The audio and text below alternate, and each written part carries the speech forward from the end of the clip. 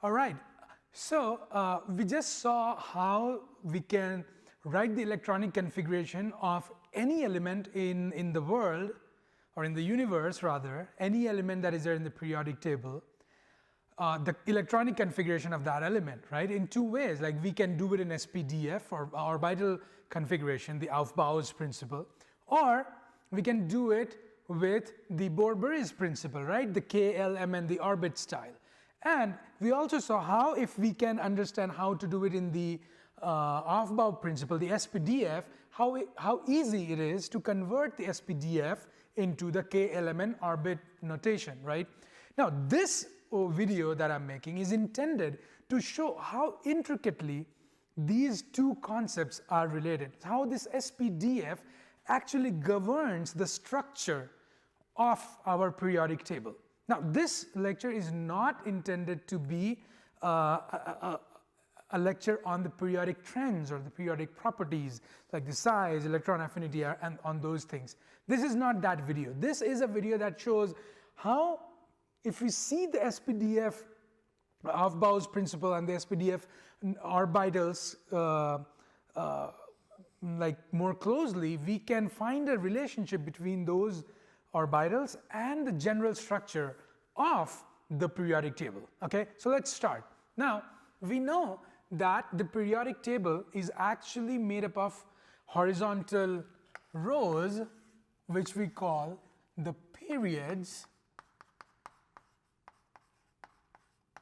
and the vertical columns, which are called the groups. Okay, so we have these horizontal periods and the vertical groups. Now, what can we say? What can we say about the electronic configuration when we see a particular element in a particular period? Now, that's the question. Okay, so let's suppose there is this element which is in the 6th period. Can you say something about that element's electronic configuration just by knowing in which period that element sits? The answer is yes. Just by knowing which period that element sits, you can say the number of orbits that is being filled, like how many orbits are being filled in that element. For example, we saw lead, right? Lead was 82 and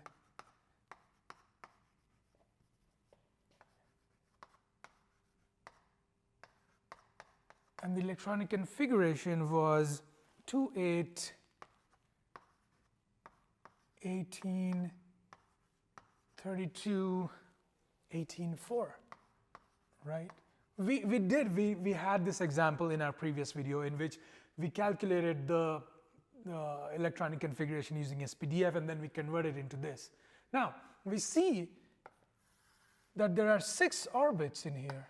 Okay, there are 6 orbits. And just by looking at the number of orbits, I can absolutely tell that this element is sitting in period number 6. How many periods are there? There are 7 periods, right? Now, for the sake of good aesthetics in the figure, when I drew the SPDF bubble diagram, I showed you that there was an 8s, right? Just because it was falling so much like symmetrically in the last bubble. But please be informed, please note that there is no 8th period up till now. So we have not found 8th orbit. So we only have 7 orbits and therefore we have only 7 periods. Now lead has 6 orbits. I can tell without a doubt that lead is going to be placed somewhere in the 6th period. That is the beauty of this whole thing. Okay. Now we can take another example, like if we take potassium, 19. So it is 2, 8, 8, 1, right? So there are 4 orbits. I can absolutely say that potassium is going to sit in the 4th period. Okay, that's how powerful this is. Okay, So the number of periods is basically the number of orbits. This is what's telling you. Now, what is the number of, so let me write this down. So the number of period, or the period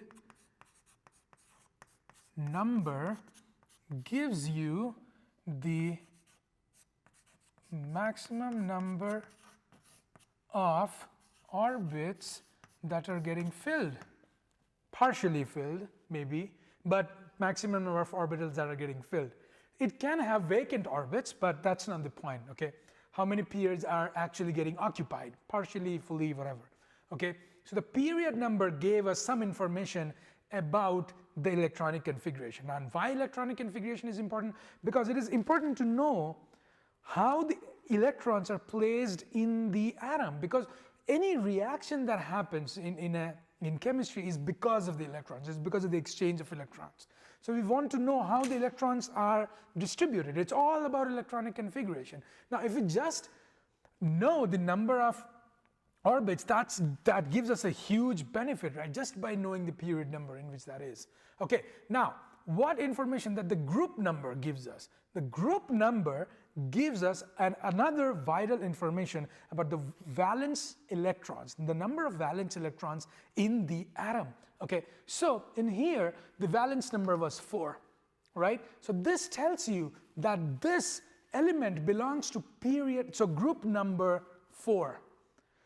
Previously, so we saw, we'll also derive how many groups are there logically. There are 18, but why 18? So we'll see that.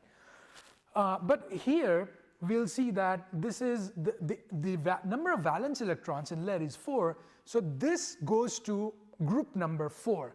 So previously the groups were divided into something like 4 A's and 4 B's. Later on we came up with this idea of simplifying things, and we just numbered everything in Roman numerals 1, 2, 3, 4 through 18. But previously we had now we have like normal 1, 2, 3, 4. Previously we had Roman numerals like 1 and 2 and things like that, okay? So previously we did that, and we also had a 1A and 1B, 2A and 2B, 3A and 3B and things like that. So in here we have to keep in mind that, okay, if the number of valence electron is 4, this is going to group number 4, either 4A or 4B. Okay, we'll see that, and how this is getting more simplified, we'll see that. In this case, this is 4, okay? For potassium, this is 1. We know that the outer number of electrons is 1, so this will go to group number 1. So number of valence electron is 1. So this is also important, right? So the group number gives you the number of valence electrons. This is absolutely critical information, because every reaction is basically due to the valence electrons, and it would be extremely important to know how many valence electrons are there. Why? Now, if you have, say, 8 electrons in the valence shell, what does it tell you? That tells you automatically that the octet is complete. Now, we saw what the octet meant. So any element which has 8 electrons in its outermost shell was stable. Now, if an electron is in the, if it has 8 electrons, that means that atom is not going to exchange electrons. Why will it exchange electrons when it is stable? Every reaction that is happening in order to gain stability. If it is already stable, it's not going to exchange any electrons. On the flip side, if say you have 7 electrons, what is that element trying to do? That element will try to get one electron, get an electron, have a negative charge in it, and get to a stable electron configuration of 8, right? So if you have 7 valence electrons, if you're in the 7th group, we automatically know that the general tendency of that element will be to gain one electron and become an anion, right? As we learned earlier, what was an anion? Any atom that is getting electrons is getting one more negative charge, and that is an anion. And we know the charge on that anion, it's -1. Why? Because it had 7, it wanted to become 8, and that's why -1. If it has 6 outermost electrons, it will gain 2 and become a -2. So number of valence electrons are important, right? For the flip side, or for the cations, if you have 1 electron in the outermost, what is the tendency of this thing to do? To lose 1 electron and get a stable electronic configuration. So this, if there is 1 electron in the outermost shell, this will try to lose that electron and become a cation, a positive charge. What is the amount of charge? +1, because it lost 1 electron. So just by knowing if an element is in group 1, you can automatically say that that element is going to become a positively charged cation, and that the positive charge will be 1. So it will become a +1 kind of an cation, okay, just by knowing the group number. Okay, isn't this like powerful? This is. I mean, you know group number 3, you can automatically say, okay, if that element is group number 3, that will become a +3 kind of a cation. You don't know what that is, but just by this simple thing you can tell it will lose electron, and you tell how many electrons it's going to lose. Powerful concept, right? Okay, now when we know this, now we try to remember that for the S type of suite that we were referring to in the Olympic City thing and the SPDF configuration, we saw that the number of rooms the S-type suite was 1, and how many electrons or how many guests can it house? 2, right? It can house 2 guests. For P, there were 3 rooms, and there were 2 guests each, and therefore the total number of guests was 6. For D, it was 10. Right? For F, it was 14.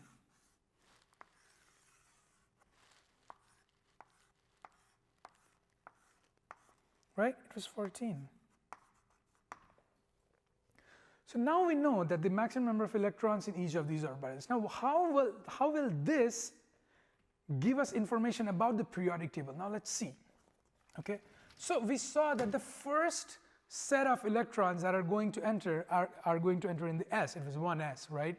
So the periodic table, which is just the arrangement of elements, is going to start with the S, right? It is going to have some electrons, some elements in which the last electron is going to, so it will start with an S, right? Like 1s, okay? So, and we know that there are 7 periods. So 2 electrons for 7 periods. Okay, so 2 for the 2 columns and 7 periods.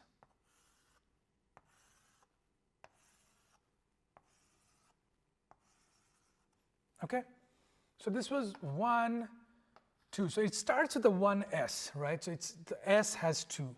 Okay, now after this you go to a P, right? To the P.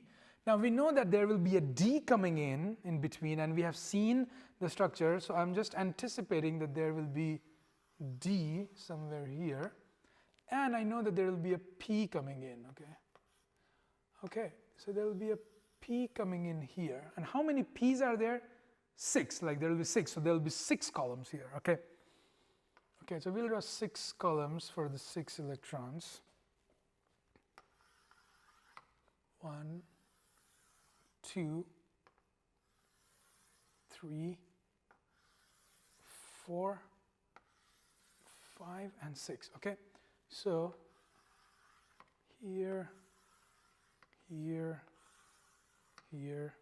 Okay, I'm just continuing this. 4th period. Oh, so this is the number of period. 1, 2, 3, 4, 5, 6, and 7. Okay, so this is 4th period. 5th, 6th, and 7th.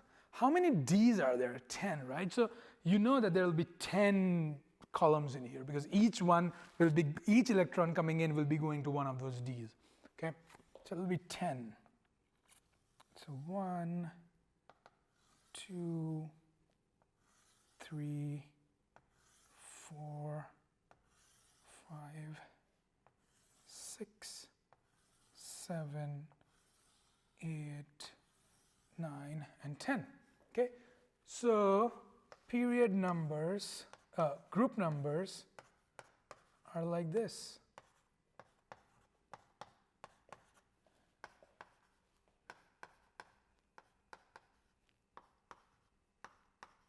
Okay, now if you have the first S, so so the elements in which the electrons are going into the S are coming in here. So the last electron is going in here.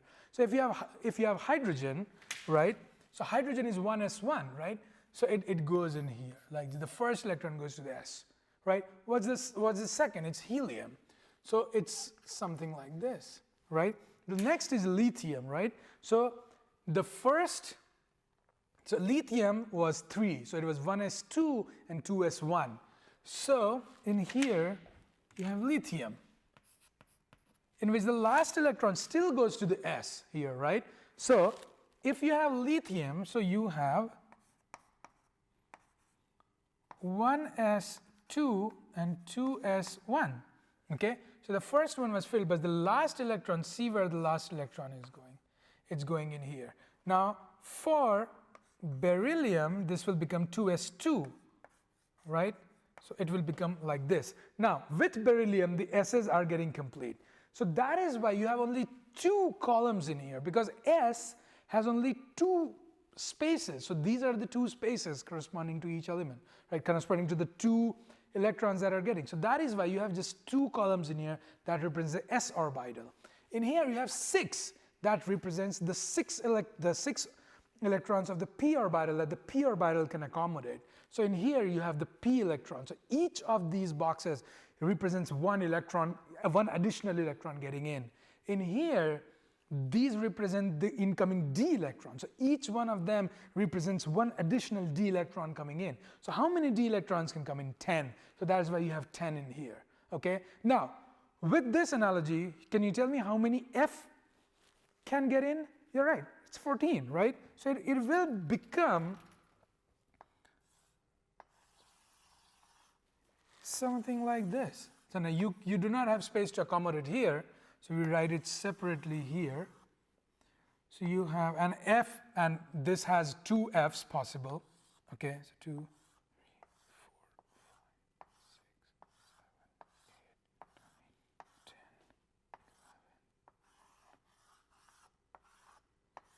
11. Okay, so you have 14 of them, right?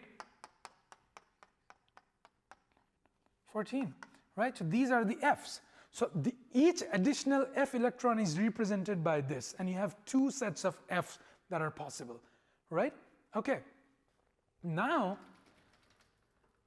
let's name a few things, okay? Why do we have to name? Why? Because it makes things easier. How? Now see, if the last electron enters into an s orbital, we will call that element an s orbital element. Okay, so which are the elements that belong to the s, like these, right, on the left with 2. So any element that is there in these elements, we don't know which elements are there, but we know that whatever element comes and sits here, the last electron of that atom is going to be either it is going to one of these 2. So the last electron will be housed in the s orbital. So this is the s block, right? So this is the s block. So elements in here are called s block elements. Okay, and we also know an additional thing about this s block is that the outermost shell, because this is group 1, the outermost electron in this group will be 1, and those elements will tend to form a +1 to stabilize. So they'll form a cation, like lithium will form Li+ to stabilize itself. Why? Because then it will go to a stable, full-filled orbital, right? So if lithium loses this electron, it goes to a filled orbital inside, right? So that is why. So we know that all the elements of this will form a +1 cation. All elements in group 2 will form a +2 cation. Similarly, for 18 of this, in here you will not form, so the elements sitting here, whatever those elements are, if they sit here, they will not form any kind of charged species. Why? Because they have a stable electronic configuration and they have 8 electrons in their outermost shell. So they won't try and exchange electrons, and if there are elements who are not trying to exchange electrons, that means they are not reacting, right? And we'll come to the concept of like noble gases. Like, why are they noble? Because they are like, outer electrons are filled. They don't want to react under normal conditions. If you're satisfied, if your electronic configuration is stable, will you try and interact with other things to exchange electrons? No. So that is why we know that anything that sits in here will have 8 electrons and they will be stable. They won't form any cations or anions. But for here, anything that sits in here will have 7 electrons in their outermost shell. So 17 group number will have 7 electrons. Group number 16 will have 6 electrons. Now, this was previously called as 6.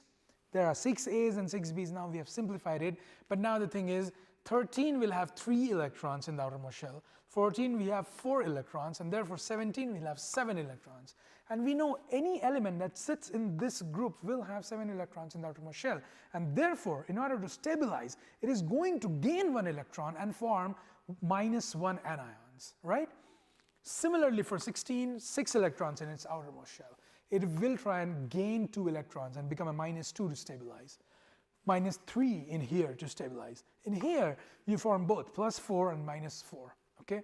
Now, lead, which has 4, will sit somewhere here. We know that because it has 4, it will sit somewhere here.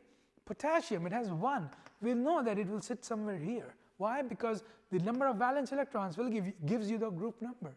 Isn't this like really powerful? It is, right? Okay, so now let's just fill up. Like, we know that the periodic table is filled up, so I'll just fill up this periodic table, okay?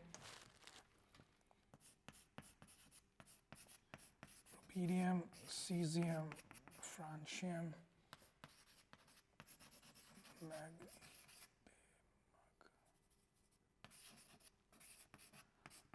barium, iridium. Okay, coming here, we know helium, neon, argon, krypton, xenon, radon. I don't know the last one. These are all radioactive, so I don't generally remember the last one. Okay, so this is FCl, Br, iron, astatine, oxygen, polonium, same with these, radioactive, I don't really remember. Nitrogen, phosphorus, arsenic, antimony, bismuth, 14, carbon, silicon, germanium, tin, lead. All right, lead, 14, great. In here, boron, aluminium, indium, thallium. In here, the D block, this is the D block, okay. This was the P block.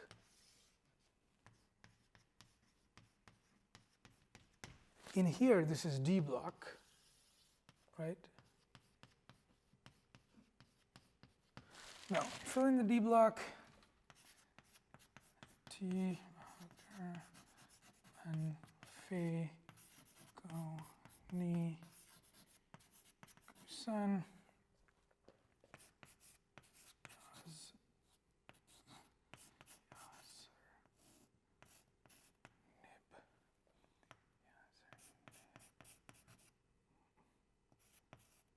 Molybdenum,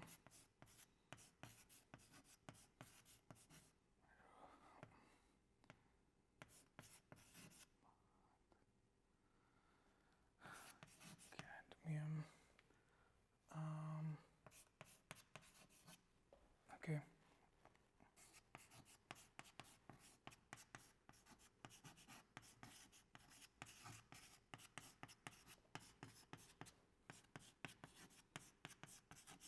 Okay, in here you have lanthanum and you have actinium.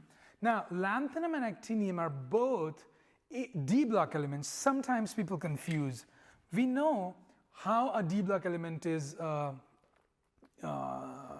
defined is that the last electron is going to be in the D block. If that happens, that element is in the D block. So if you try and write down the configuration of lanthanum and actinium, the last electron will both land up in its D orbital and not in its F orbital, right? So lanthanum and actinium are both D block elements, but the 14 elements that follow lanthanum are called the lanthanides, and they are cerium all the way to lutetium, and 14 elements that follow the actinium, which are the actinides, are thorium to lawrencium. So these are F block elements. Okay, so these are F block elements. So in here you have special names like seborgium, metrinium, dazdranium, and all kinds of names in here dedicated to famous scientists. In here, this element is special because this is 118. Okay, this was the last one that we have found, 118, and this is F block, S block, D block, and P block. Okay, so this is the relationship. Like, okay, we knew this, and this is how the number of electrons that are like being fit in those orbitals are being related to the periodic table. Okay, so in here, just by looking at this, we can say, okay, we don't know anything about strontium, but just by the position of the strontium in here, we can say that this is in the 5th period. That means the number of shells of strontium are 5, like the number of shells in lead was 6, verified here. We can also say that strontium, the number of outer electrons in strontium will be 2, and strontium therefore forms +2 cations, which that is in its stable state. Okay, another example, say for you do not know what is going to happen for, I don't know, bromine. Like, what's bromine going to form? You know that bromine will have 4 shells in its structure, and it will try and form -1 Br minus structure, because the number of electrons in its outermost shell is 7, and in order to get to its stabilized form, it will try and get 1 more electron. Okay, so this is what it is. All right, so this is, I just wanted to make this video in order to show how the electronic configuration is related to this. And when we'll be studying about the periodic properties in detail, we'll see how these, we'll try and see how the periodic table has trends. Like, okay, the periodic table has periodic properties, and that's why the name periodic table, not the elemental table, periodic table. Why? Because there are periodic properties. Okay, now the different groups have different names. Like the group 1 is called alkali metals, group 2 is called alkaline earth metals, 18 is noble gas, very popular noble gas. 17 is halogens or halo producers. Halo means salt, so these are salt producers. Oxygen, chalcogens, we'll understand what that means.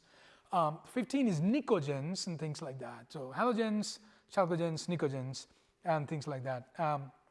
You see, we have like all the precious metals in here. So you have gold, silver, platinum, so all these kind of things are here. So we'll be seeing how like different types of groups of elements are placed in a periodic table in further when we try and discuss about the periodic properties in periodic table. Okay.